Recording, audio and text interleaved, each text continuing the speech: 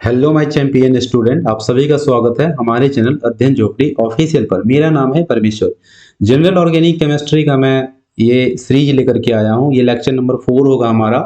Last class का मेरा था लेक्चर नंबर 5, मुझसे टाइप हो गया था वो थंबनेल में। वो मेरा 3 था, वो मेरा 4 था।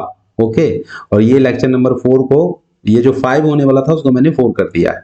ओके, तो इस सीरीज में हम बात करेंगे इलेक्ट्रॉन डिस्प्लेसमेंट इफेक्ट का मेनली। ठीक है, और क्या सब मैं बात करने वाला हूं इस वीडियो में वो सब मैं आपको दिखा देता हूं। सबसे पहले बात करेंगे इलेक्ट्रॉन डिस्प्लेसमेंट इफेक्ट, फिर पढ़ेंगे इंडक्टिव इफेक्ट के बारे में।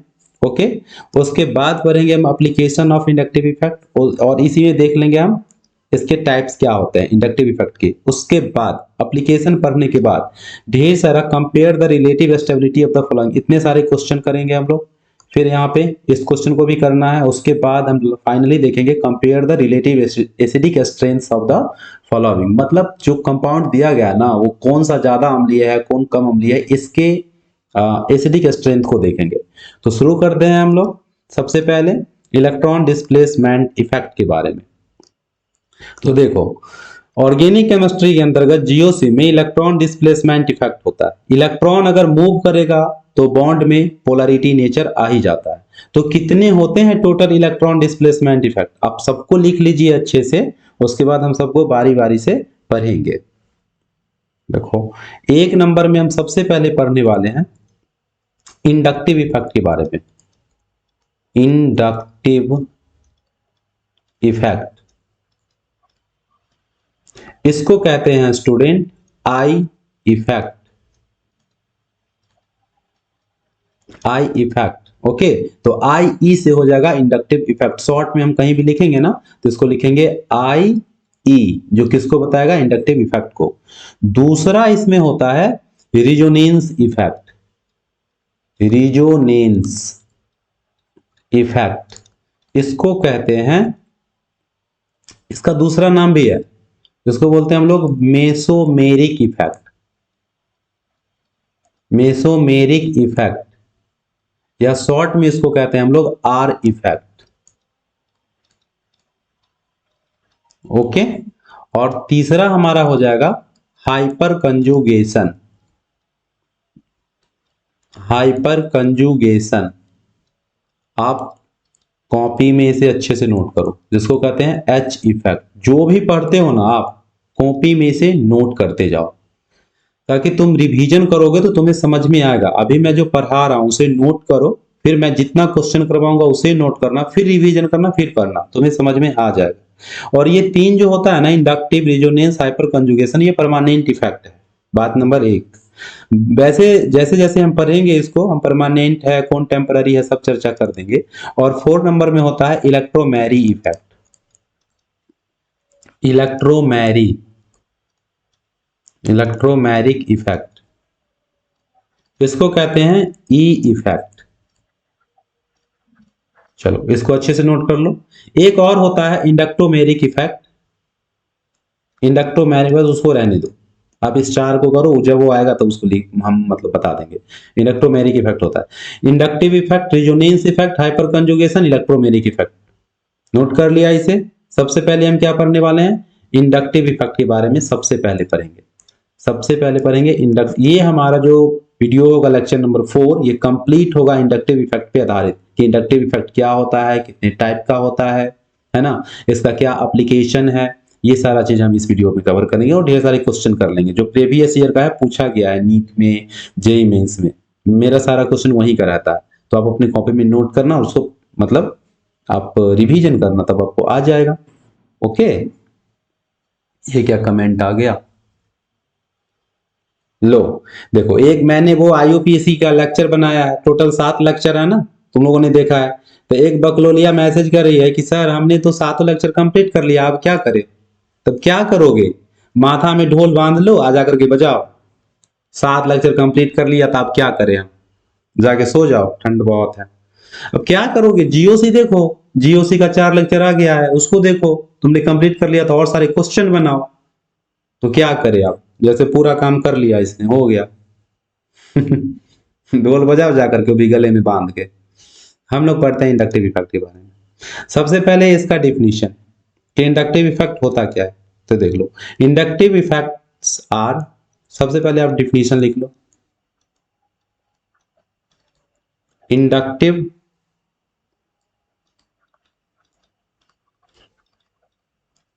इंडक्टिव इफेक्ट, इंडक्टिव इफेक्ट्स होगा ना, inductive effects are electronic effect, electronic effect transmitted through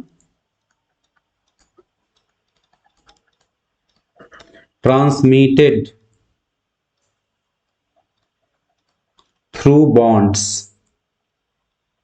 ये पूरा बॉन्ड्स में ना ट्रांसमिट करता है, सिग्मा बॉन्ड के अंदर, सिंगल बॉन्ड के अंदर ट्रांसमिटेड थ्रू बॉन्ड्स।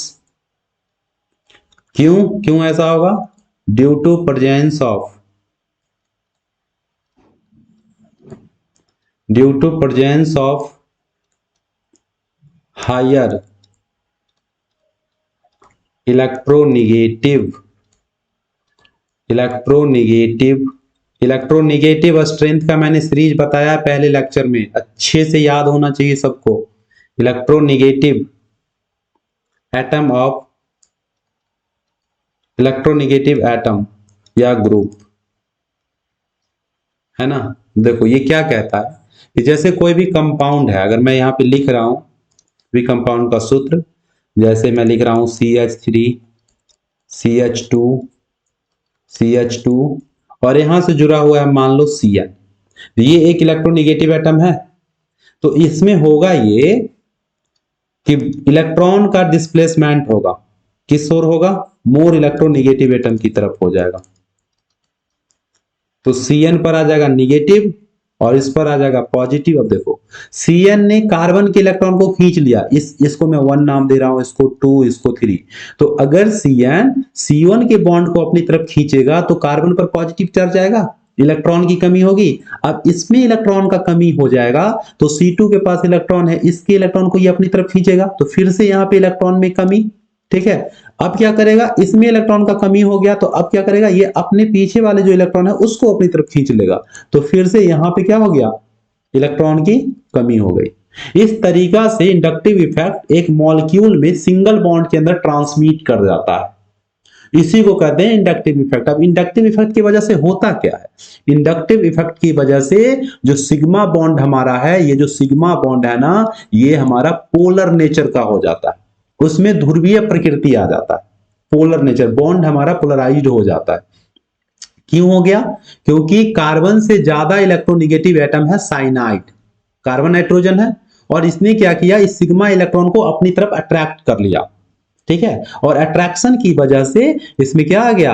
पोलैरिटी का नेचर आ गया, मतलब इस पे इलेक्ट्रॉन कम गया C1 पे, तो प्लस चार्ज, प्लस जब C1 पे इलेक्ट्रॉन कम गया तो अब ये क्या करेगा? C2 के पास जो बॉन्डेड इलेक्ट्रॉन है यहाँ पे सिग्मा बॉन्ड में, इस इलेक्ट्रॉन को ये अपनी तरफ खींच लेगा, अट्रैक्ट कर लेगा, तो इस पर प्लस चार्ज, फिर ये जो C3 पे इलेक्ट्रॉन है इसको अपनी तरफ खींच लेगा। तो ये ट्रांसमिट कर जाता है थ्रू बॉन्ड्स पूरे मॉलिक्यूल में। ओके, इसको अच्छे से और समझते हैं हम लोग। मैं इसे थोड़ा सा मिटा दे रहा हूं।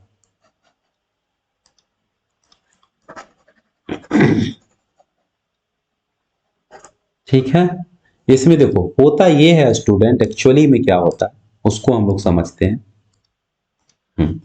जैसे ये देख लो एक मॉलिक्यूल है CH3 CH2 CH2 और यहां पे मैंने मान लिया X कोई हायर इलेक्ट्रोनेगेटिव एटम है। तो होगा ये कि यहां पर जो सिग्मा इलेक्ट्रॉन जो होगा वो डिस्प्लेस हो जाएगा, किसकी तरफ? मोर इलेक्ट्रोनेगेटिव एटम की तरफ। तो यहां निगेटिव, इस पर फिर से क्या होगा? पॉजिटिव, यहां वाला इलेक्ट्रॉन डिस्प्लेसमेंट किया तो डबल, फिर यहां पर तो ट्रिपल। इस तरीका से क्या होता है? इलेक्ट्रॉन का डिस्प्लेसमेंट हो जाएगा, जहां पे X क्या है? More electronegative than carbon, carbon से ज्यादा इलेक्ट्रोनेगेटिव होना चाहिए तभी तो इलेक्ट्रॉन खींचेगा ना। अच्छा, X का मतलब क्या होगा? हैलोजन नहीं, मैंने लिखा है more electronegative species than carbon. कोई भी इलेक्ट्रोनिगेटिव जो कार्बन से ज्यादा हो, उसमें तुम्हारा NO2 भी हो सकता है, CN भी हो सकता है, क्लोरीन भी हो सकता है, फ्लोरीन भी हो सकता है, ब्रोमीन भी हो सकता है ना। और क्या हो सकता है, CF3 भी हो सकता है, CCl3 भी हो सकता है। इतने सारे ग्रुप हो सकते हैं X के जगह पे। क्लियर? ठीक है। इंडक्टिव इफेक्ट के बारे में और भी पॉइंट हम जान सकते हैं। ठीक है, तो आप यहां पे लिख लेना मोर इलेक्ट्रोनिगेटिव इंपोर्टेंट पॉइंट्स। यहां पे एक तीर का निशान दे दो और उसके बाद अब लिख लो important points, important points, points regarding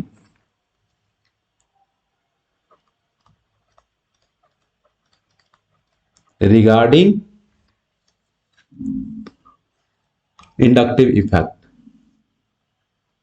देखो इंडक्टिव इफेक्ट को मैं IE लिखूंगा, है ना, थोड़ा बड़ा नाम है तो बार बार हम नहीं लिख सकते। पहला पॉइंट लिखना इसमें, नंबर 1 पॉइंट आप लिख लेना। देखो ना, ये इतना ना मोटा है जो पकड़ने में ही नहीं बन रहा है। सब बार लिखे पतले पेन से, अभी हाथ में मोटा पेन आ गया, आदत ही नहीं बना हो, इसलिए मेरा राइटिंग इंप्रूवमेंट नहीं हो रहा है। लेकिन इस पे हम रोज कोशिश करते हैं एवरी डे कि राइटिंग इंप्रूवमेंट मेरा हो। देखो पहला हो जाएगा कि it is permanent effect.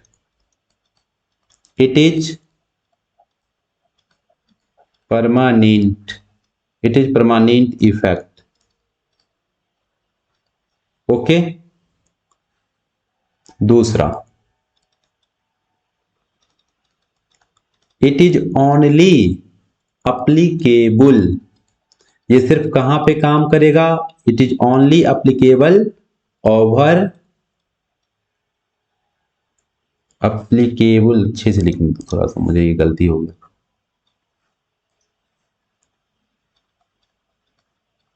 Applicable over sigma, sigma bond, sigma bond.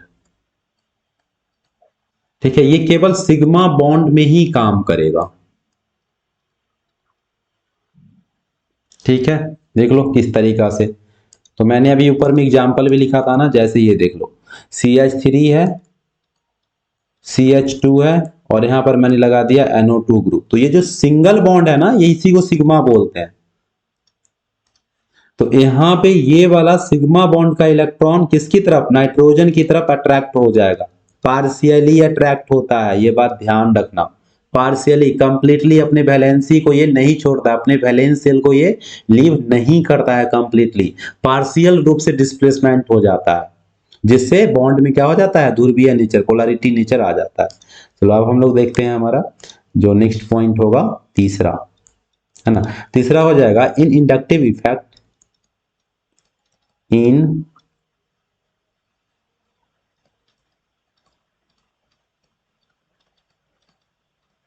Inductive effect होता ये है कि sigma electrons are,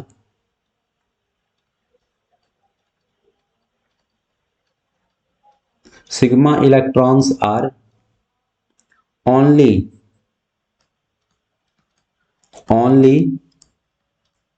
partially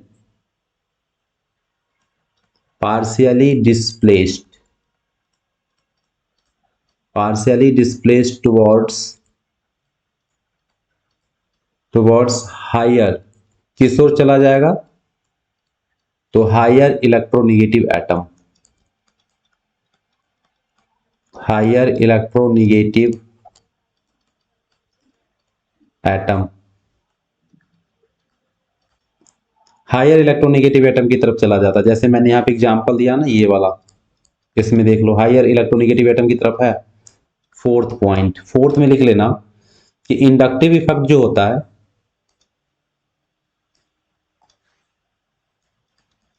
inductive effect को मैं IE लिख रहा हूं, समझ गया। IE इंडक्टिव इफेक्ट डिस्टेंस पे डिपेंड करेगा, distance dependent, dependent effect, distance dependent effect इसका मतलब क्या है? विथ इंक्रीज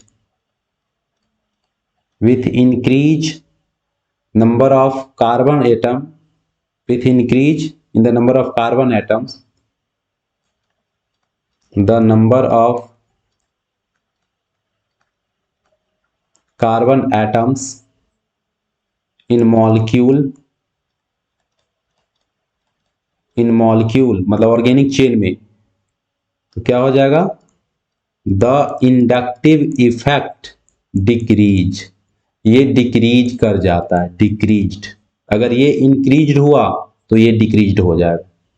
मतलब क्या है इसका, अच्छे से समझो। चलो नेक्स्ट स्लाइड पे इसका मतलब समझो कि अगर मान लो जैसे CH3 है, CH2 है, CH2 है, और फिर यहां पे मैंने लगा दिया फ्लोरीन को, तो अब जो इसका इलेक्ट्रोनेगेटिविटी पावर होगा, ये तो इलेक्ट्रॉन को खींच रहा है, यहां पर नेगेटिव होगा, फिर यहां पर क्या होगा? पॉजिटिव होगा, ये खींचेगा इलेक्ट्रॉन को तो पॉजिटिव, फिर ये भी खींचेगा तो पॉजिटिव, इस तरीका से होगा। तो इसमें जो स्ट्रेंथ होगा वो सबसे ज्यादा पोलर नेचर का कौन सा बॉन्ड होगा? सबसे ज्यादा, इसको मैं C1 कह देता हूं, C2 कह देता हूं, इसको मैं C3 नाम रख दिया ताकि आपको समझने में दिक्कत ना हो। तो हुआ ये कि जैसे जैसे डिस्टेंस बढ़ा ना, ये फ्लोरीन हमारा इलेक्ट्रोनेगेटिव एटम है, इससे कार्बन की संख्या बढ़ते जा रहा है, तो इंडक्टिव इफेक्ट का मान घटते जाएगा, आई इफेक्ट का मान डिक्रीज होगा, घटते जाएगा। मतलब इसमें सबसे ज्यादा अगर इंडक्टिव इफेक्ट का ऑर्डर लगाए कि कौन सा बॉन्ड में सबसे ज्यादा होगा इंडक्टिव इफेक्ट, तो पहले तो सबसे ज्यादा होगा CF बॉन्ड में, ये सबसे ज्यादा पोलर होगा, CF बॉन्ड सबसे ज्यादा। उसके बाद मतलब C1F, उसके बाद हो जाएगा C1 और C2 बॉन्ड, और सबसे कम होगा क्या? C2 और C3। और ध्यान रखना कि ये सिर्फ 3 ही कार्बन तक काम करता है, it is only applicable for 3 carbon. 3 carbon से ज्यादा पे ये काम ही नहीं करता, उसका इंडक्टिव इफेक्ट का प्रभाव कम हो जाता है। तो जो हमारा इसमें हमने क्या किया, 4th पॉइंट को लिखा। अब हम लिखते हैं इसमें 5 नंबर पॉइंट को। 5 नंबर पॉइंट में लिखना कि इंडक्टिव इफेक्ट IE को इंडक्टिव इफेक्ट बोलते हैं। Inductive effect is negligible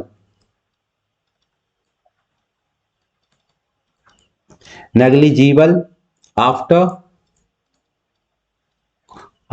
3 carbon atoms in carbon chain या इन ऑर्गेनिक मॉलिक्यूल।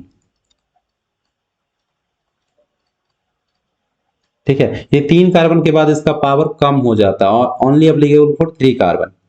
देखो जैसे CH3, CH2, CH2, CH2, यहां पर मैंने लगा दिया क्लोरीन। तो इसका जो प्रभाव काम करेगा वो कहां पे काम करेगा? यहां निगेटिव, यहां पे पॉजिटिव, फिर यहां पे डबल पॉजिटिव। अब कितना, जितना पार्शियल दे रहे हैं ना उतना उसका पावर घटते जा रहा है। अब यहाँ पे 4 आ जाएगा, देख लो। तो ये सबसे कम, ये लेस हो जाएगा, यहाँ पे काम ही नहीं करेगा। बस काम कहां पे करेगा? C3 तक, मोर इलेक्ट्रोनेगेटिव एटम से C3 तक। कोई डाउट नहीं होना चाहिए। अब हम देखते हैं इसके टाइप्स को। Types of inductive effect, types of inductive effect. तो ये 2 टाइप का होता है। एक होता है पॉजिटिव इंडक्टिव इफेक्ट, जिसको कहते हैं प्लस आई इफेक्ट।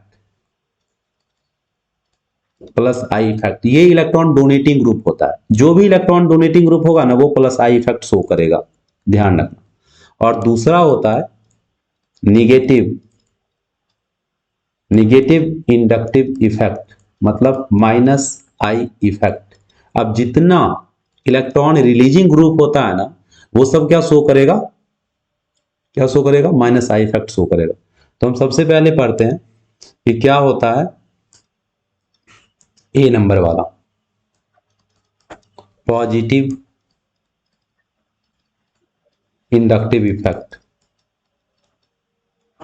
या इसको क्या कहते हैं? Plus I effect. देखो सिंपल सा atom, the atom group donates the electron towards, इसका पहले डिफिनीशन लिख लो, द एटम, चलो मैं दूसरा कलर यूज कर लेता हूं, द एटम या एटम का ग्रुप, वो भी हो सकता है, which donates its sigma electrons, its sigma electrons किसको देगा, टुवर्ड्स किस ओर, towards carbon chain, towards carbon chain, carbon chain की तरफ अगर इलेक्ट्रॉन जा रहा है ना तो वो पॉजिटिव प्लस आई इफेक्ट होगा। इसका मतलब क्या है और अच्छे से समझो, नेक्स्ट स्लाइड पे तीर का निशान दे करके लिखना। इसमें क्या लिखोगे आप, carbon chain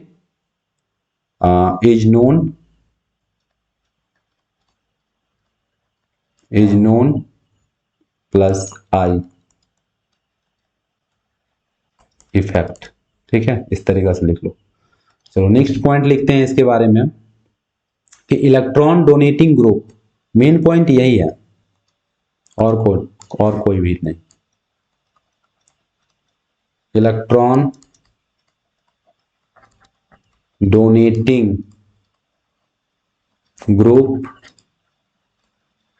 electron donating group को हम बोलेंगे EDG, ठीक है, याद रखना शॉर्ट नेम, बार बार हम कितना बार लिखेंगे इलेक्ट्रॉन डोनेटिंग ग्रुप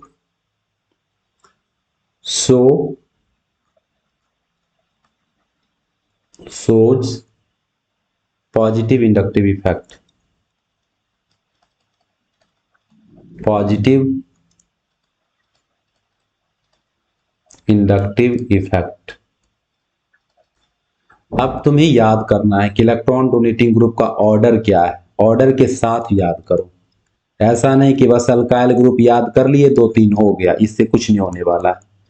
तो इलेक्ट्रॉन डोनेटिंग ग्रुप में सबसे पावरफुल होता है कौन सा ग्रुप, तो C-T3,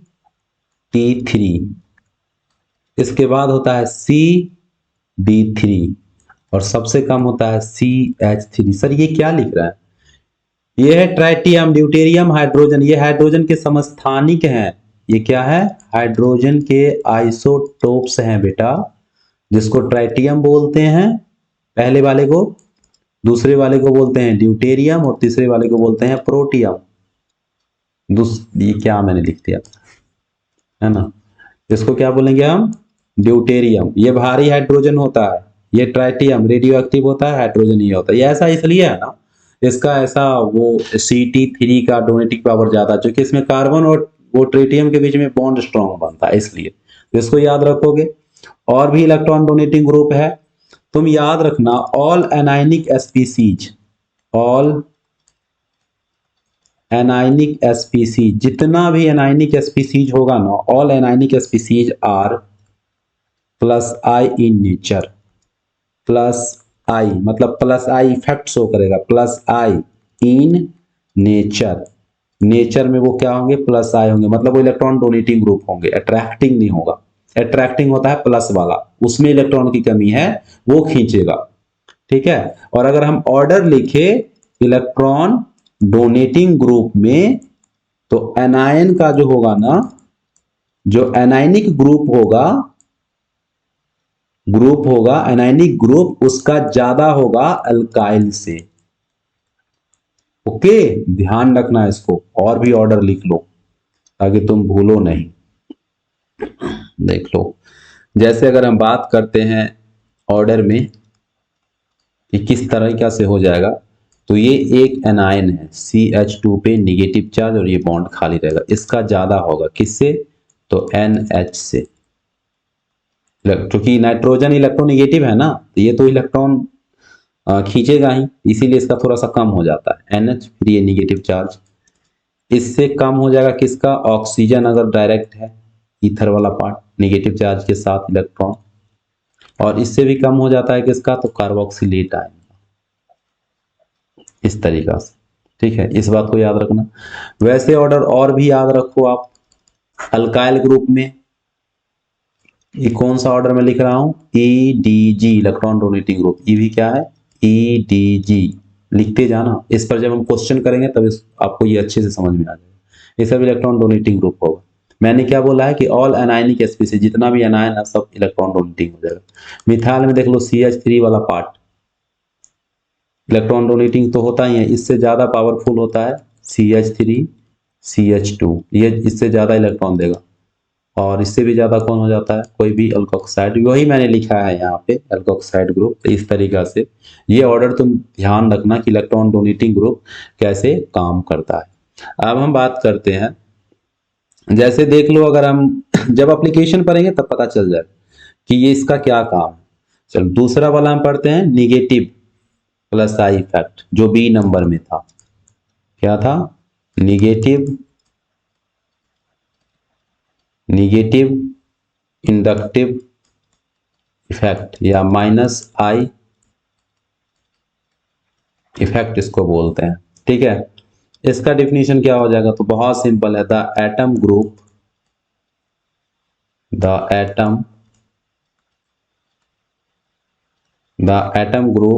which withdraw,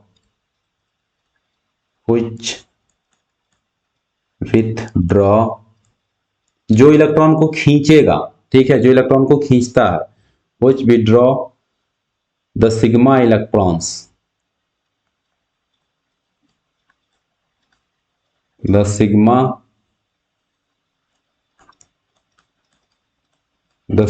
electrons from, कहां से खींचता है, from its neighboring, अपने पड़ोसी एटम से खींचता है।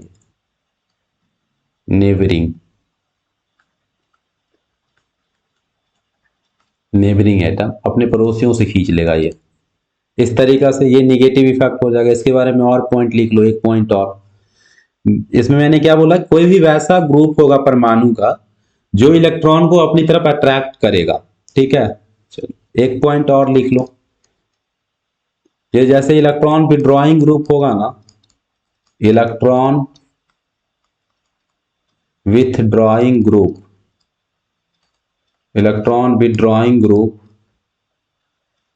इसको बोलते हैं EWG, इलेक्ट्रॉन विड्रॉइंग ग्रुप क्या करता है, तो इलेक्ट्रॉन विड्रॉइंग ग्रुप कौन सा क्या शो करेगा, निगेटिव इंडक्टिव इफेक्ट शो करेगा। निगेटिव इंडक्टिव इफेक्ट शो करेगा, माइनस आई इफेक्ट शो करेगा। अब कौन सब है, इलेक्ट्रॉन विड्रॉइंग ग्रुप, तो आप उसका एक सीरीज याद रख लो, इलेक्ट्रॉन विड्रॉइंग ग्रुप ऑर्डर। ये कॉपी में अच्छे से नोट कर लेना, सबसे ज्यादा जो इलेक्ट्रॉन खींचने की टेंडेंसी है ना, वो तुम्हारा आ जाता है स्टूडेंट NF3 में। NF3 ऊपर से प्लस चार्ज दे दो, क्योंकि नाइट्रोजन जब 3 बॉन्ड बना लेता है फ्लोरीन के साथ, उससे प्लस चार्ज शो हो जाता है, और एक वैलेंसी खाली है तो टोटल 4 बना लिया तो प्लस तो शो करेगा ही। इससे थोड़ा सा कम होता है ClF3 का। ठीक, ClF3 के बाद अगर देखोगे तो ये आ जाता है NR3 पॉजिटिव चार्ज, जब अल्काइल ग्रुप होता है। चूंकि अल्काइल ग्रुप का साइज बड़ा है, इसलिए इसमें इलेक्ट्रॉन खींचने की टेंडेंसी ज्यादा हो जाता है, देने का कम हो जाता है। उसके बाद स्टूडेंट NO2 ग्रुप, फिर आ जाता है हमारा साइनाइड ग्रुप, साइनाइड के बाद NO2 ग्रुप, साइनाइड ग्रुप, उसके बाद आ जाता है हमारा एल्डिहाइड, है ना, तुमने ये सब पढ़ा है। एल्डिहाइड के बाद आ जाता है हमारा कीटोन। ठीक है, और कीटोन के बाद आ जाएगा ना कार्बोक्सिलिक एसिड। ठीक, कार्बोक्सिलिक के बाद आ जाएगा फ्लोरीन, फ्लोरीन के बाद आ जाएगा क्लोरीन, उसके बाद ब्रोमीन, उसके बाद आयोडीन। आयोडीन का लगभग कम ही होता है, और इससे भी कम होता है एल्कोक्सी का, ये सब तो इलेक्ट्रॉन डोनेटिंग पावर हो जाता है। और इसके बाद हो जाता है हाइड्रोक्सी ग्रुप का, ठीक है। हाइड्रोक्सी के बाद इससे भी कम हो जाएगा किसका, तो बहुत सिंपल है, कार्बन कार्बन ट्रिपल बॉन्ड का, कार्बन ट्रिपल बॉन्ड कार्बन का, ये इसका sp हाइब्रिडाइजेशन है, sp वाले का कम ही होता है। उसके बाद देखोगे तो हो जाएगा तुम्हारा NH2 का, है ना, इस पे लोन पेयर होता है। और NH2 के बाद हो जाता है फिनाइल समूह, ऐसा वाला ग्रुप, इस ग्रुप को क्या कहेंगे, sp2 कार्बन होता है इसमें, इसलिए। और फिनाइल समूह के बाद हो जाता है हमारा डबल बॉन्ड वाला, ठीक है, डबल बॉन्ड हो जाएगा। और सबसे कम हो जाएगा हाइड्रोजन, और इससे भी कम हो जाएगा मिथाइल ग्रुप का। तो ये सीरीज है हमारा जो तुम्हें याद होना चाहिए। इसका कैसे यूज करेंगे, ये बता रहा है कि इलेक्ट्रॉन खींचने की टेंडेंसी किस में ज्यादा है, NF3 में सबसे ज्यादा है इलेक्ट्रॉन खींचने की टेंडेंसी। अगर इसके पास इलेक्ट्रॉन खींचने की टेंडेंसी ज्यादा है तो सबसे ज्यादा माइनस आई इफेक्ट शो करेगा, है ना। और माइनस आई इफेक्ट अगर ज्यादा शो होगा तो क्या इफेक्ट काम करता है यौगिक पे, उसको हम देखेंगे कि जैसे उसका स्टेबिलिटी घट जाता है, रिएक्शन इंटरमीडिएट हम पढ़े ना, कार्बोकैटायन का, कार्बाएनायन, फिर फ्री रेडिकल, बेंजाइन, कार्बीन, नाइट्रीन सबका। उसके बाद एसिडिक नेचर में इंक्रीजमेंट हो जाता है, तो ये सारा एप्लीकेशन है इसका, इसको भी देखेंगे।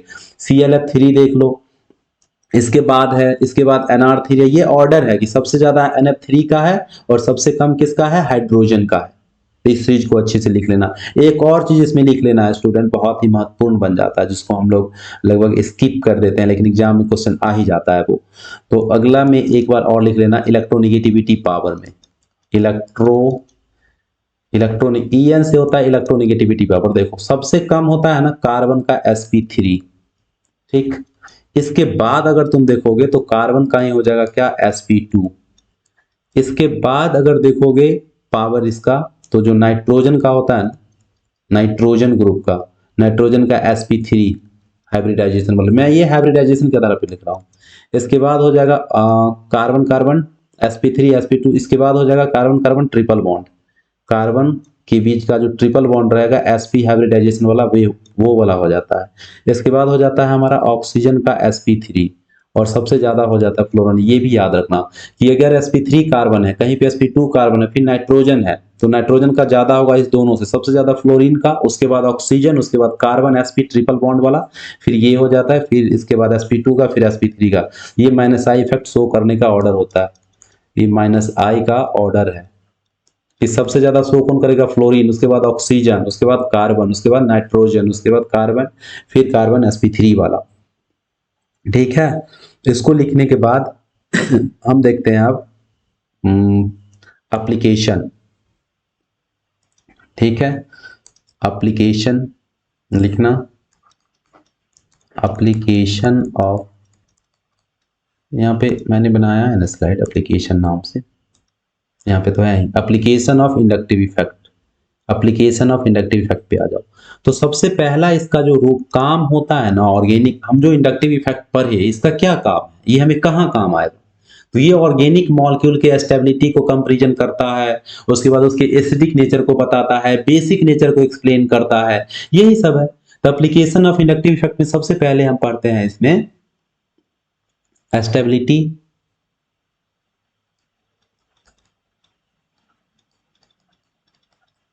Stability comparison of reaction intermediate, stability comparison of reaction intermediate, reaction intermediate, ठीक है। रिएक्शन इंटरमीडिएट ये हो जाएगा। रिएक्शन इंटरमीडिएट में याद है क्या सब बताए थे हम, रिएक्शन इंटरमीडिएट में क्या सब आया था, रिएक्शन इंटरमीडिएट, क्या लिख रहा हूं, रिएक्शन इंटरमीडिएट में हम लोगों ने क्या सब पढ़ा था, पहले पढ़ा था कार्बोकैटायन को, कार्बोकैटायन, ठीक है, जिसको C+ बोलते हैं, ये लिख लो A नंबर में। B नंबर में हमने पढ़ा था कार्बा एनायंस, जिसको C- बोलते हैं, सी नंबर में हमने पढ़ा था फ्री रेडिकल। उसके बाद और भी पढ़े थे, बेंजाइन, बेंजाइन था, कार्बिन था, नाइट्रीन था। अब देखो इसके स्टेबिलिटी के लिए हमने पढ़ा है दो ग्रुप, एक पढ़ा है इलेक्ट्रॉन रिलीजिंग ग्रुप, मतलब electron donating group, EDG group पढ़े हैं जो इलेक्ट्रॉन देगा, और एक पढ़े हम लोग इलेक्ट्रॉन विड्रॉइंग ग्रुप जो इलेक्ट्रॉन छीनेगा, इलेक्ट्रॉन छीनने का काम करेगा। तो इसके स्टेबिलिटी के लिए तुम बस ऐसे याद रखना, तुम्हें बस याद रहेगा, जैसे अगर कार्बोकैटायन है ना, कार्बोकैटायन है, अगर मैं यहां पे लिख रहा हूं कार्बोकैटायन का मतलब हुआ कार्बन पर प्लस चार्ज, इसको इस तरीका से राउंड कर दो, राउंड कर दो, एक ही बार में सब याद हो जाएगा। कार्बोकैटायन है, कार्बोकैटायन की स्टेबिलिटी को इंक्रीज करेगा, स्टेबिलिटी ऑर्डर पर है, स्टेबिलिटी को इंक्रीज करेगा, इधर लिख लो स्टेबिलिटी इंक्रीज, इंक्रीज्ड कौन करेगा इंक्रीज्ड, तो E D G group, electron donating group. देखो कार्बोकैटायन में प्लस चार्ज है, इलेक्ट्रॉन की कमी है, इलेक्ट्रॉन के बिना ही मर रहा है, तो अगर इलेक्ट्रॉन को देने वाला मिल जाएगा तो इसका स्टेबिलिटी क्या होगा, बढ़ेगा। ओके, तो ईडीजी ग्रुप जो होगा, और ईडीजी इलेक्ट्रॉन डोनेटिंग ग्रुप क्या शो करता है, प्लस आई शो करता है, तो प्लस आई इफेक्ट स्टेबिलिटी को इंक्रीज करेगा। अच्छा मैं बता देता हूं थोड़ा सा, जहां पे जो आएगा उसको मैं और भी एक्सप्लेन कर दूंगा। हाइपर कंजुगेशन में प्लस एच इफेक्ट इसके इंक्रीज करेगा स्टेबिलिटी को, प्लस आर रेजोनेंस वाला इसकी स्टेबिलिटी को इंक्रीज करेगा। ठीक है, जो हमने पढ़ा है ना यहाँ पे सबसे ऊपर में जो लिखे थे, तो देखो इसमें प्लस आई हो जाता है, इसमें प्लस आर हो जाता है, प्लस एच हो जाता है, प्लस ई हो जाता है, इसी तरह माइनस एच माइनस आई, फिर इधर माइनस आई होगा, इधर माइनस आर होगा, माइनस एच होगा, फिर इधर माइनस ई होगा, यही मैं लिखा हूं वहां पे। तो आपको बस इसी तरीका से एक टेबल बना लेना है ताकि आपको याद रहेगा कि इलेक्ट्रॉन डोनेटिंग ग्रुप क्या करता है, plus I effect plus H effect plus are effect show करता है, और ये जहां भी रहेगा तो वो कार्बोकैटायन की स्टेबिलिटी को बढ़ाएगा, क्योंकि कार्बोकैटायन में इलेक्ट्रॉन की कमी है और ये इलेक्ट्रॉन इसको देगा। उसके बाद इस साइड लिख लेना स्टेबिलिटी डिक्रीज्ड, स्टेबिलिटी डिक्रीज्ड मतलब डिक्रीज करेगा, और ये क्या करेगा, इंक्रीज। तो डिक्रीज कौन करेगा, कौन करेगा ये डिक्रीज, तो ये डिक्रीज करेगा इलेक्ट्रॉन अट्रैक्टिंग ग्रुप, ये डिक्रीज करेगा इलेक्ट्रॉन विथड्रॉइंग ग्रुप, बस ऐसे करके घेर के लिख दो।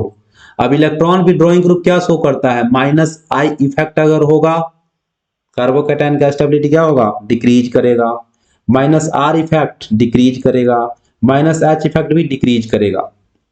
कार्बोकैटायन में इलेक्ट्रॉन की कमी है, और ये इलेक्ट्रॉन विड्रॉइंग ग्रुप ऐसा ग्रुप होता है जो इलेक्ट्रॉन और ढूंढता है, उसे ढूंढेगा, तो ये और बेचारा मर जाएगा ना कार्बोकैटायन, तो इसकी स्टेबिलिटी घट जाएगा।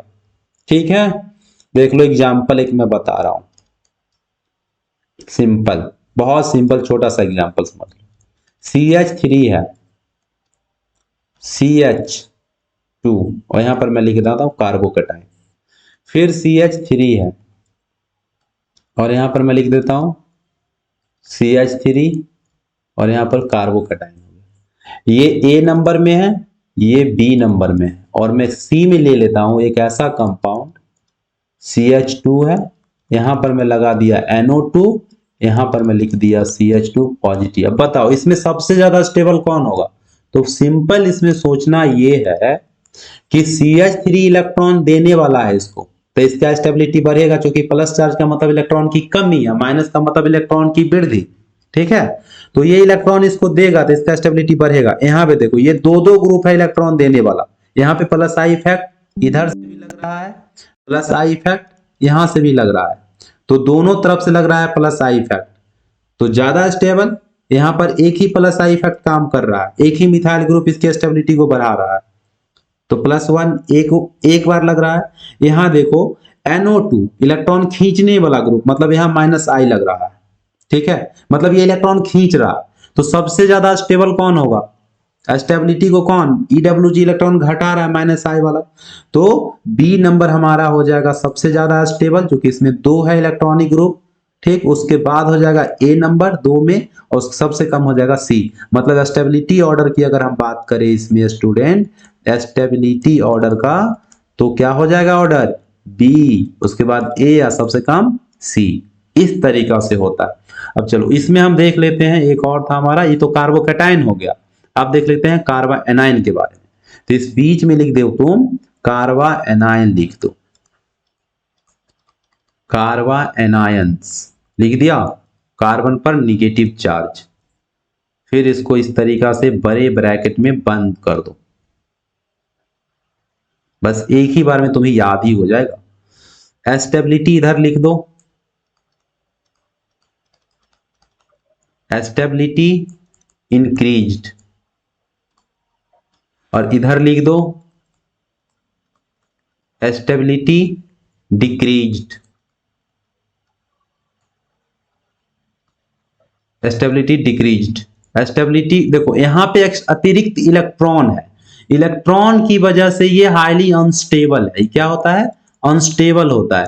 तो ये यही ना चाहेगा कि मेरा इलेक्ट्रॉन कोई ले ले, कहीं इलेक्ट्रॉन मेरा पार्टिसिपेट कर ले बॉन्डिंग में, ताकि हम स्टेबल हो जाएंगे। इसका मतलब है कि इसकी स्टेबिलिटी को कौन बढ़ाएगा, तो इलेक्ट्रॉन लेने वाला। और इलेक्ट्रॉन लेने वाला कौन होता है, इलेक्ट्रॉन विथड्रॉइंग ग्रुप होता है। और इलेक्ट्रॉन विथड्रॉइंग ग्रुप क्या करता है, माइनस आई इफेक्ट को बढ़ाता है, माइनस एच इफेक्ट को बढ़ाता है, माइनस आर इफेक्ट को बढ़ाता है। देखो माइनस आई तो हम पढ़ ही लिए हैं, plus I, minus H minus R अगले वीडियो में पढ़ेंगे, इसमें फिलहाल इतना ही पढ़ते हैं हम लोग। तो यहां पर देख लो स्टेबिलिटी डिक्रीज में हम लोग देख लेते हैं, यहाँ पे ये क्या करेगा, प्लस आई, यहां पे आ जाएगा electron donating group, electron releasing group, ERG group. ठीक है, फिर देख लो यहां प्लस आर प्लस एच, ये सब क्या करेगा, तो इसकी स्टेबिलिटी को घटाएगा। एग्जाम्पल समझो यहीं पर, देखो किस तरीका से होता है ये। अगर मैं लिख दूं यहां पे CH3 CH2 और negative charge, option number A. Option number B में लिख देता हूं CH3, यहां पर मैं लिख दे रहा हूं CH2, यहां पर मैं लिख देता हूं फ्लोरीन। ठीक है, और फिर मैं लिख देता हूं CH2 और निगेटिव चार्ज। अब बताओ दोनों में स्टेबल कौन, तो कहोगे सर CH3 जो है वो इलेक्ट्रॉन डोनेटिंग ग्रुप है, इलेक्ट्रॉन डोनेटिंग ग्रुप है, प्लस आई इफेक्ट को शो करेगा, और प्लस आई इफेक्ट होगा तो स्टेबिलिटी क्या होगा, डिक्रीज होगा, घटेगा। और फ्लोरीन अपनी तरफ इलेक्ट्रॉन खींचेगा, इस पर जो अतिरिक्त इलेक्ट्रॉन है इसको ये अपनी तरफ खींचेगा, तो ये माइनस आई इफेक्ट शो करेगा। और माइनस आई वाला क्या करता है, स्टेबिलिटी को इंक्रीज करता है, इसलिए बी मोर स्टेबल होगा किससे, ए से। ओके ठीक, अब हम देख लेते हैं फ्री रेडिकल को, अच्छे से नोट कर लेना। फ्री रेडिकल, चलो लिख देते हैं बीच में फ्री रेडिकल।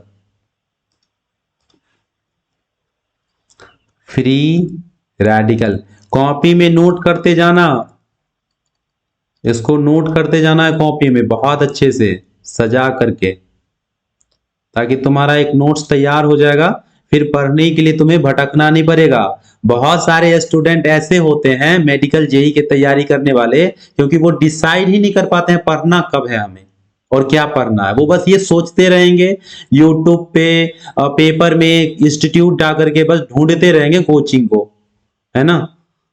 और जो ब्रिलियंट स्टूडेंट होता है वो ढूंढता कम है, एक बार ढूंढ लिया, उससे पढ़ा, बस रिजल्ट लिया, सीट मिला उसको किसी कॉलेज में, पढ़ने चला जाता है। अब बाहर बच्चे जब तक ढूंढते रहते हैं कि अभी तक तो मुझे कोचिंग ही नहीं मिला है, नोट्स ही नहीं मिला है, और बहुत तो ढेर सारा किताब ले आएगा, पढ़ेगा एक भी नहीं। इससे अच्छा है कि एक किताब खरीदो, उसी को 50 बार पढ़ जाओ। ठीक है, चलो फ्री रेडिकल के बारे में हम लिखेंगे, इधर लिख दो आप स्टेबिलिटी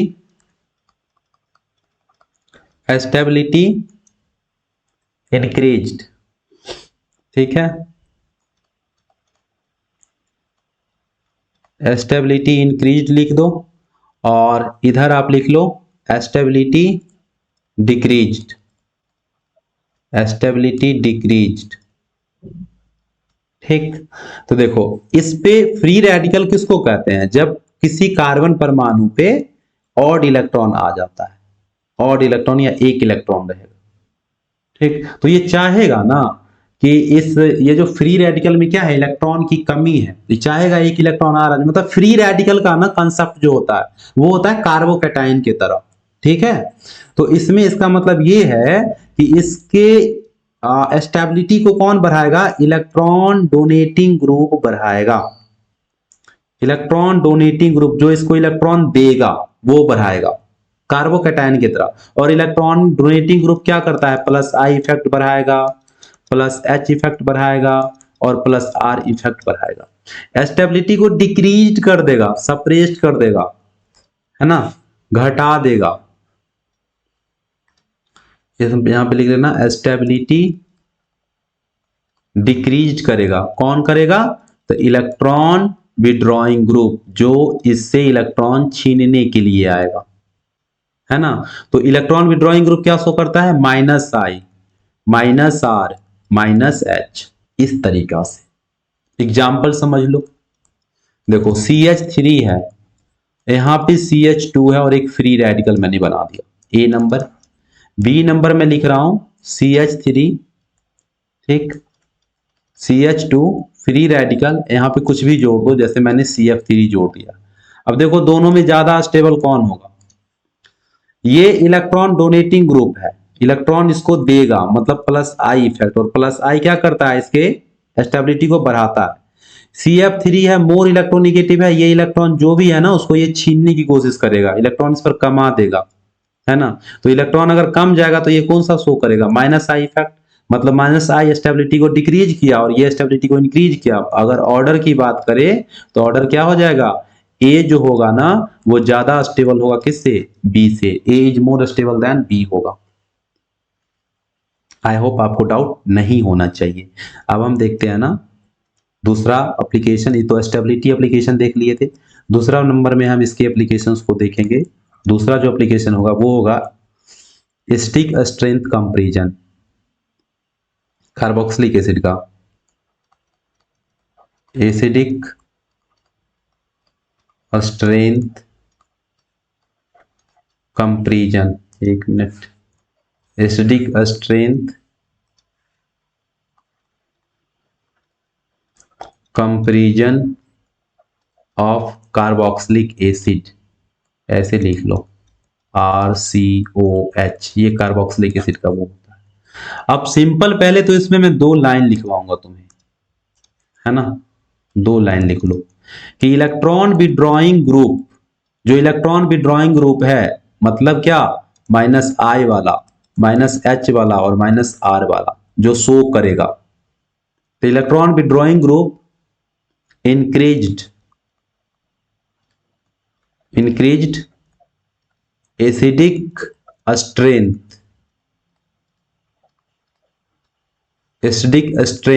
ऑफ कार्बोक्सिलिक एसिड,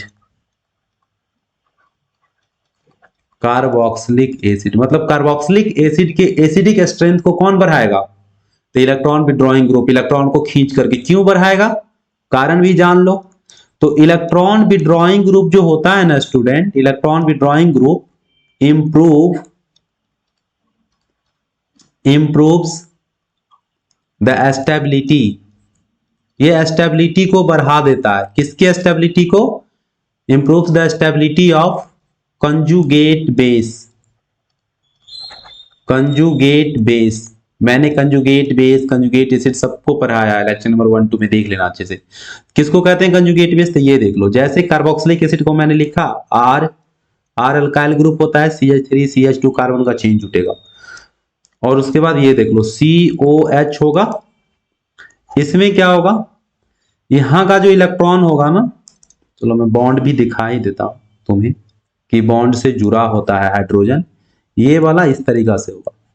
तो होता ये है कि ये इलेक्ट्रॉन इस कार्बन पे चला जाएगा, तो कार्बन पे चला जाएगा तो RC⋯O और यहाँ पे निगेटिव, और क्या निकल गया, H+ आयन निकल गया। अब इसमें होता है रिजोनेंस, ठीक है, रिजोनेंस होगा तो ये वाला इलेक्ट्रॉन ऊपर और यहाँ जो इलेक्ट्रॉन था, ये वाला इलेक्ट्रॉन इस दो कार्बन और ऑक्सीजन के बीच में शिफ्ट हो जाता है, और शिफ्ट होगा तो R निगेटिव चार्ज और डबल बॉन्ड ऑक्सीजन, ये हुआ कंजुगेट बेस। इसको बोलते हैं स्टूडेंट हम कंजुगेट बेस। कंजुगेट बेस, और कंजुगेट बेस जितना ज्यादा स्टेबल होगा ना, एसिड उतना ज्यादा स्ट्रांग होगा। ओके, और इसकी स्टेबिलिटी को कौन बढ़ाएगा? कंजुगेट बेस के स्टेबिलिटी को कौन बढ़ाएगा? इलेक्ट्रॉन विड्रॉइंग ग्रुप बढ़ाएगा, इलेक्ट्रॉन खींच करके। अगर इलेक्ट्रॉन कोई खींचने वाला रहेगा तो ये स्टेबल रहेगा, और इलेक्ट्रॉन कोई देने वाला रहेगा तो ये स्टेबल नहीं रहेगा। सिंपल, ये बात हो गई। अब नेक्स्ट पॉइंट लिखना इसी में, तीसरा हॉट्स पॉइंट। देखो ये इस पॉइंट को ना हम हॉट्स पॉइंट कहते हैं। Hots point, high thinking order scale point, आप ध्यान रखना। इलेक्ट्रॉन डोनेटिंग ग्रुप मतलब क्या? जो प्लस आई शो करेगा, जो प्लस एच शो करेगा, जो प्लस आर शो करेगा। प्लस आई तो आप समझते हो, प्लस एच प्लस आर भी समझ जाओगे नेक्स्ट वीडियो में। अभी मैं लिखते जा रहा हूं क्योंकि इसमें आ रहा है। तो इलेक्ट्रॉन डोनेटिंग ग्रुप जो होगा plus I plus H plus R show करने वाला, तो सीधा लिखना decreased, decreased the acidic strength,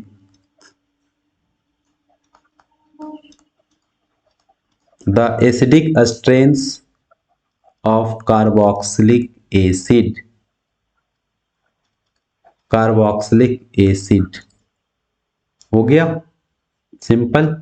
example से एक दो देख ले, नोट करते जा रहे हो ना, क्लास में रहते हो नोट्स नहीं करोगे तो चलो एक दो झापट लगा भी दिए, है ना। उस समय तुम गाल पकड़ के थोड़ा सा गुस्सा खोल लेते होगा, फिर पढ़ना लिखना शुरू। लेकिन तुम अभी घर पे पढ़ रहे हो, कहाँ पढ़ रहे हो पता नहीं मुझे, इसलिए नोट्स करना। इस ऑनलाइन क्लास को वर्चुअल क्लास मत बना, आप रियल क्लास भी बना सकते हैं। आप इसे लिख करके अगर अच्छे से लिखते जाओगे ना तो ये हो जाएगा। देखो मैं क्वेश्चंस लिख रहा हूं, आपको बताना है कि कौन सा ज्यादा एसिडिक होगा। एक मैं लिख रहा हूं CH3 C double bond OH, और दूसरा मैं लिख रहा हूं इसमें, दूसरा मैं क्या लिखूं, चलो इस तरीका से लिख देता हूं CF3 और COH।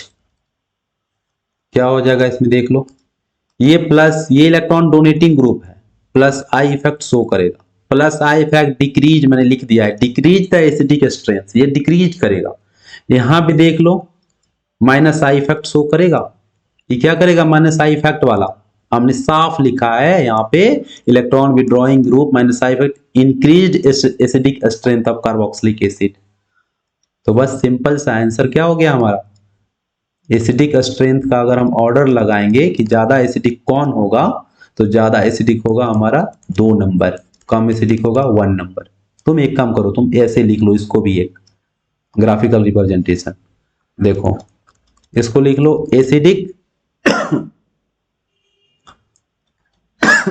सॉरी यार, एसिडिक स्ट्रेंथ। ओके, इसको ऐसे बॉक्स में बना लो, ऐसे कर लो एसिडिक स्ट्रेंथ।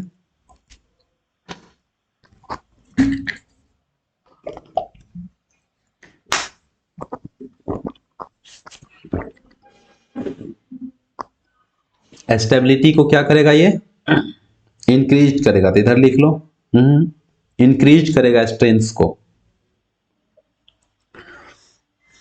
इंक्रीज करेगा। कौन इंक्रीज करेगा?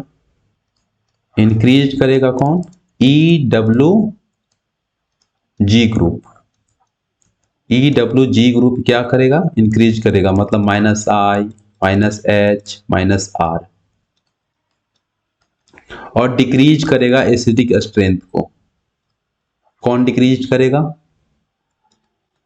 तो इलेक्ट्रॉन डोनेटिंग ग्रुप, जो इलेक्ट्रॉन देगा, इलेक्ट्रॉन रिलीजिंग ग्रुप, मतलब plus I plus R plus H. ठीक है, इसको भी नोट कर लो और आप इसे भी नोट कर लो अच्छे से। ओके, तो कहीं प्रॉब्लम हो ही नहीं सकता, होगा तो आप वीडियोज देखो, नोट्स बनाए हो उसको बार बार पढ़ो, नहीं होगा। अब हम कुछ क्वेश्चंस कर लेते हैं इस पर, ठीक है, ताकि आपका और क्लैरिटी, मतलब कंसेप्ट आपका और क्लियर हो जाएगा। तो चलो क्वेश्चंस कर लेते हैं। कहाँ गया क्वेश्चन? यहाँ पे क्वेश्चन है ना, compare the relative stability of the following. आपको स्टेबिलिटी बताना है इसमें, ठीक है, कि कौन सबसे ज्यादा स्टेबल है। अब इस क्वेश्चन को तो पहले तुम अच्छे से नोट कर लो, कॉपी में स्क्रीनशॉट ले लो, ठीक है, ले लिया स्क्रीनशॉट? आई होप कि आप ले ही लिए होंगे। अब समझो, क्योंकि मैं बहुत घस घस के बताने वाला हूं, है ना तो आप उसको आपको उसमें समझना पड़ेगा। देखो ये कार्बोकैटायन है, ये क्या है? कार्बोकैटायन। यहाँ पे प्लस चार्ज है ना, यहाँ पे प्लस चार्ज है। NO2 minus I effect show करेगा, यहाँ भी NO2 minus I effect show करेगा, यहाँ भी माइनस आई इफेक्ट शो करेगा। इसमें तो सर तीनों सेम है। अब स्टेबल कौन होगा? तो देख लो ना, स्टेबल कौन होगा? डिस्टेंस डिपेंडेंट होता है इंडक्टिव इफेक्ट, हमने पढ़ा था। डिस्टेंस पे ये निर्भर करता है। जो इस कार्बोकैटायन वाले कार्बन से दूर होगा ना, वो कम स्टेबल होगा। लेकिन पहले ये देख लो कि माइनस आई इफेक्ट कार्बोकैटायन की स्टेबिलिटी को बढ़ाता है या घटाता है। तो हमने पढ़ा है कि माइनस आई इफेक्ट जो होता है वो कार्बोकैटायन के, सब कार्बोकैटायन है, सब पे प्लस चार्ज है, ठीक है। तो कार्बोकैटायन की स्टेबिलिटी को क्या करता है? ये घटा देता है, स्टेबिलिटी को घटाएगा, क्योंकि इसके पास तो इलेक्ट्रॉन है ही नहीं, ये तो इलेक्ट्रॉन के बिना मर रहा है, और NO2 ग्रुप इसके इलेक्ट्रॉन को खींचने आया है। तो और वो जीवित रहेगा, जिंदा रह पाएगा? नहीं ना। मान लो तुम्हारे पास ब्लड की कमी है, तुमने ऐसे दोस्ती कर लिया ऐसे लड़का या लड़की से जो तुम्हारे अंदर का और खून चूसेगा। तुम्हारे अंदर तो पहले से खून की कमी थी, खून चूसने वाला और मिल गया, तुम कितना दिन जीवित रहोगे? नहीं रहोगे ना। यहां वही हो रहा है कि कार्बोकैटायन में इलेक्ट्रॉन की कमी है और NO2 group minus I effect बढ़ा रहा है, मतलब इलेक्ट्रॉन को खींच रहा है। तो इसमें ध्यान दो, जो दूसरे नंबर पर है वो ज्यादा इलेक्ट्रॉन खींचेगा। डिस्टेंस 1 2 ये 2 नंबर पे है, ये 3 नंबर पे है और ये 4 नंबर पर है। 4 नंबर वाला इलेक्ट्रॉन कम खींचेगा, 3 नंबर वाला इससे भी ज्यादा खींचेगा, और 2 नंबर वाला तो साफ करीब है, ये तो बिल्कुल पूरा ले लेगा इसके इलेक्ट्रॉन को। तो इलेक्ट्रॉन लेने से स्टेबिलिटी तो सबका कम ही है, लेकिन इसमें सबसे ज्यादा स्टेबिलिटी की बात करें हमें अगर हम करना चाहेंगे तो C सबसे ज्यादा स्टेबल होगा, क्योंकि NO2 ग्रुप काफी दूर है कार्बोकैटायन से। उसके बाद क्या हो जाएगा? B नंबर, और सबसे कम क्या हो जाएगा? A नंबर स्टेबिलिटी में। इसमें देख लो, ये सब 2 नंबर में जो होगा ये कार्बा एनायन है, कार्बा एनायन है, कार्बा एनायन, और ये कार्बा एनायन है, जो कि निगेटिव है ना सब पे। तो कार्बा एनायन के जो स्टेबिलिटी होता है उसके माइनस आई इफेक्ट बढ़ाता है और प्लस आई इफेक्ट उसको घटाता है। तो यहाँ पे NO2 ग्रुप है, इलेक्ट्रॉन खींचने वाला है, मतलब माइनस आई इफेक्ट, यहां भी माइनस आई इफेक्ट और यहां भी माइनस आई इफेक्ट लग रहा है, ठीक है। यहां भी क्या लग रहा है? माइनस आई इफेक्ट लग रहा है। और हमने पढ़ा है कि माइनस आई इफेक्ट कार्बा एनायन की स्टेबिलिटी को बढ़ाएगा, क्योंकि इलेक्ट्रॉन इसके पास अतिरिक्त इलेक्ट्रॉन है, तो ये क्या है? अनस्टेबल है। अगर कोई इसको इलेक्ट्रॉन खींचने वाला मिल जाए तो उसका क्या होगा? स्टेबिलिटी बढ़ेगा। तो देख लो कौन सबसे ज्यादा स्टेबिलिटी होगा। अब तीनों में देख लो, डिस्टेंस पे है ना, ये दूसरे नंबर पे है, ये तीसरे नंबर पे है और ये चौथे नंबर पे है। तो सबसे ज्यादा स्टेबल कौन होगा? दूसरा वाला। तो इसमें A नंबर सबसे ज्यादा स्टेबल, उसके बाद B नंबर, उसके बाद C नंबर। एक एक क्वेश्चंस को नोट करना और समझना अच्छे से, पूछा हुआ क्वेश्चन है, लास्ट ईयर का क्वेश्चन है ये सब। कार्बोकैटायन देख लो, यहाँ electron donating plus I effect लगा, CD3 है, यहां भी प्लस आई ही लग रहा है, CT3 है, यहां भी प्लस आई ही लग रहा है। तीनों में सबसे स्ट्रॉन्ग प्लस आई कहां लग रहा है?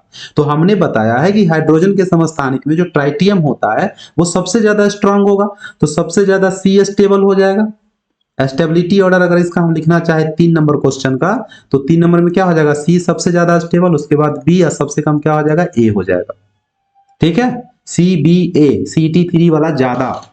उसके बाद ये देख लो कार्बोकैटायन, इसमें भी CH3, ये सब कार्बोकैटायन है ना, प्लस आई इफेक्ट शो करेगा, CH3 है, CD3, यहां भी प्लस आई लगेगा, यहां भी प्लस आई लगेगा। और प्लस आई वाले बेटा क्या करता है? कार्बोकैटायन की स्टेबिलिटी को बढ़ाता है। तो तीनों तो सेम ही डिस्टेंस पे है, दूसरे नंबर पर ये भी है, दूसरे पे ये भी है, दूसरे पे ये भी है। तो आप देखेंगे कि कौन सा ज्यादा ऑर्डर में पावरफुल है, CH3, CD3, CT3। तो हमने पढ़ा था कि CH3 से ज्यादा स्टेबल होता है CD3 और इससे ज्यादा स्टेबल होता है बेटा CT3, ठीक है। तो कौन सा ज्यादा स्टेबल हो जाएगा?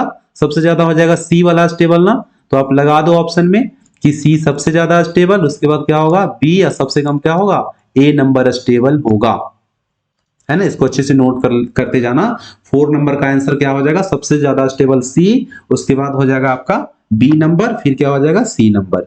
नेक्स्ट क्वेश्चन कर लेते हैं हम लोग, ठीक है, कोई डाउट नहीं। इसमें देख लो, इसमें है हाइब्रिडाइजेशन के कंसेप्ट पे। यहाँ पे sp हाइब्रिडाइजेशन है, elect minus I effect show कर रहा है। यहाँ पे sp2 हाइब्रिडाइजेशन है, ये भी माइनस आई शो करेगा। तो ये दोनों कार्बोकैटायन है, ओके। और कार्बोकैटायन में माइनस आई वाला जो होता है वो स्टेबिलिटी को घटाता है, ये sp2 हो जाएगा यहाँ पे।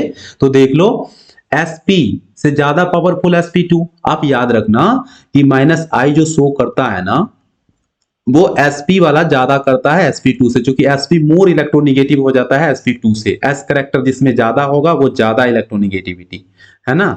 इलेक्ट्रोनिगेटिविटी समानुपाती होता है s परसेंटेज का, और sp में 50% है, इसमें 50% है, और इसमें 33% है। 33 ही होगा ना, हाँ 2 1 3, 33% है s करेक्टर।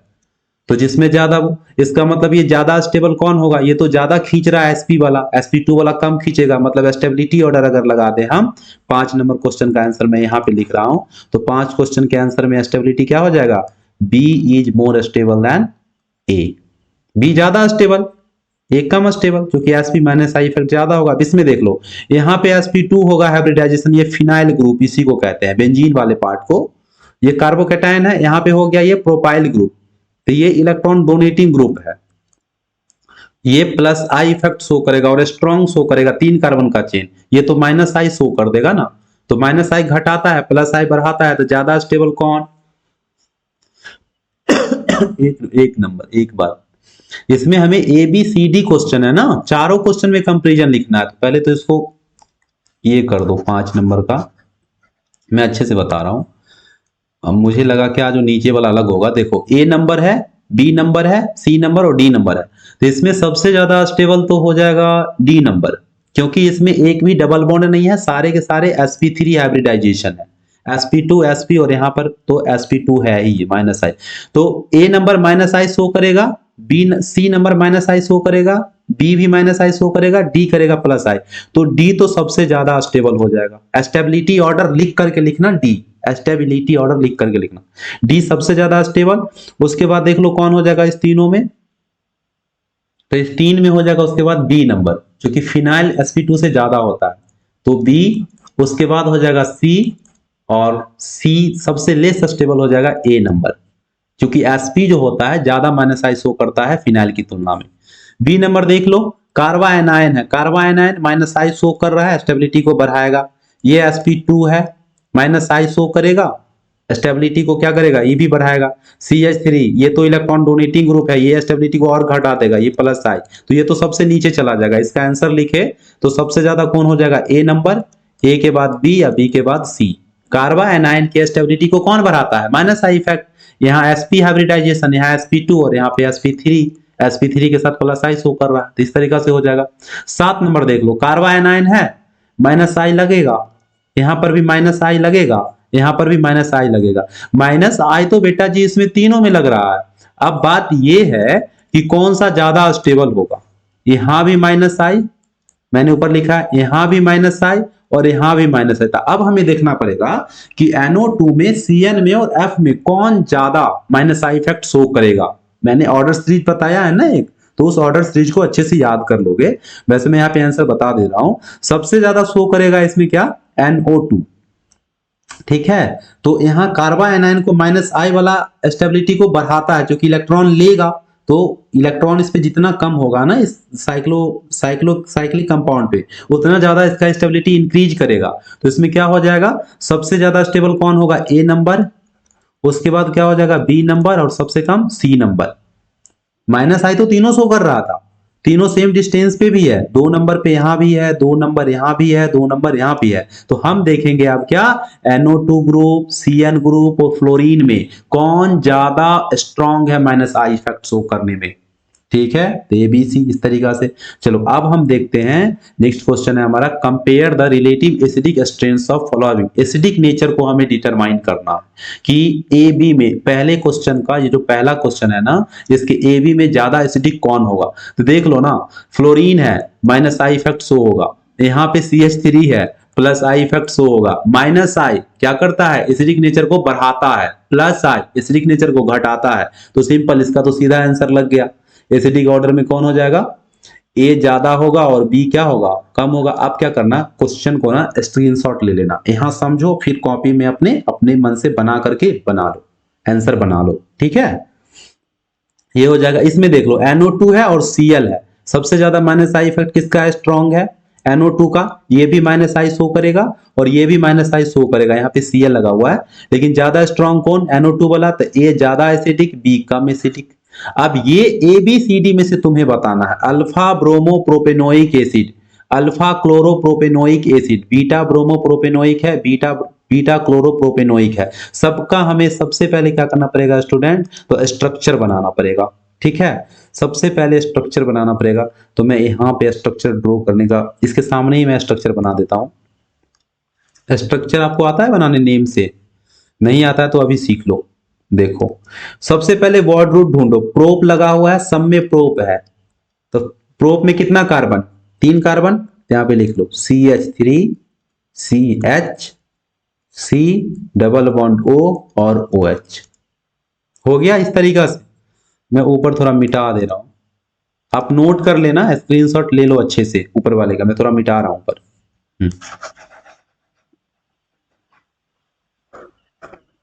अब मैं अच्छे से एक्सप्लेन कर पाऊंगा इसको। और तुम इससे ना ये भी सीख जाओगे कि कैसे हम बनाते हैं, क्या क्या बनाते हैं, फार्मूला कैसे बनाते हैं। देखो ए नंबर का फार्मूला, ए नंबर में क्या है, अल्फा ब्रोमो प्रोपेनोइक एसिड है, तो पहले प्रोप देखो, तो इसका तुम बनाओगे CH3 CH और COH। यहां पे है फंक्शनल ग्रुप के जस्ट बाद वाला कार्बन अल्फा होता है, इसके जस्ट बाद वाला बीटा होता है, याद हो गया। कोई भी फंक्शनल ग्रुप रहेगा, कार्बोक्सिलिक, एल्डिहाइड, हैलोजन, कुछ भी, उसके जस्ट बाद वाला अल्फा, जस्ट बाद वाला बीटा कार्बन।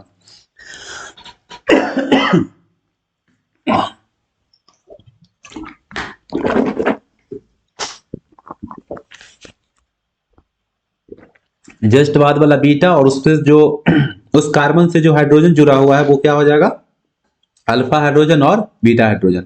अब देखो ये तो ए का बन गया, बी नंबर का देख लो स्ट्रक्चर, अल्फा क्लोरोप्रोपेनोइक एसिड, यही है, CH3 है, CH है, Cl है और COH है, ठीक है।